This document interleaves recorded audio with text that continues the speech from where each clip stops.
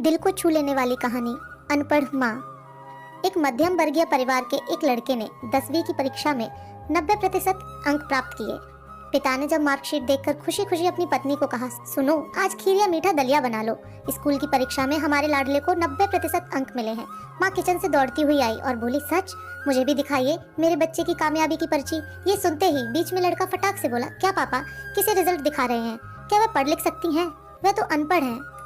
अश्रुपूर्ण आंखों को पल्लू से पोंछती हुई माँ चुपचाप दलिया बनाने चली गई। लेकिन ये बात पिता ने सुनी भी और देखी भी। फिर उन्होंने लड़के के कहे हुए वाक्यों में जोड़ा और कहा, हाँ बेटा, सच कहा तुमने, बिल्कुल सच। जानता है, जब तू गर्भ में था तो उसे दूध बिल्कुल पसंद नहीं था। तेरी माँ ने तुझे स्वस्थ बनाने के लिए हर दिन 9 महीने तक दूध पिया, क्योंकि तेरी माँ तो अनपढ़ थी ना, इसलिए।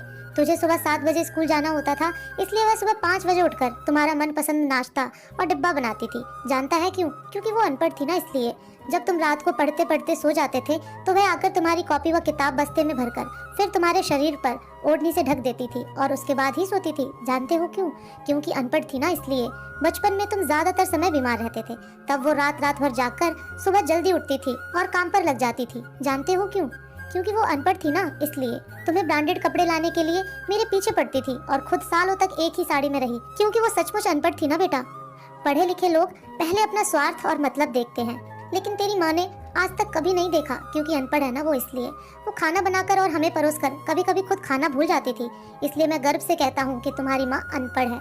यह सब सुनकर लड़का रोने लगा और लिपटकर अपनी माँ से बोला, माँ, मुझे तो कागज पर 90% अंक ही मिले हैं, लेकिन आप मेरे जीवन को 100% बनाने वाली पहली शिक्षक हैं।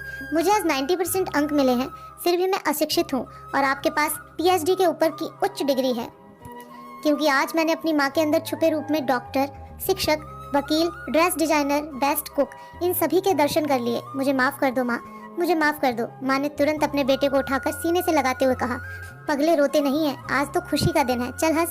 और उसने उसे चूम लिया। ऐसी होती है माँ।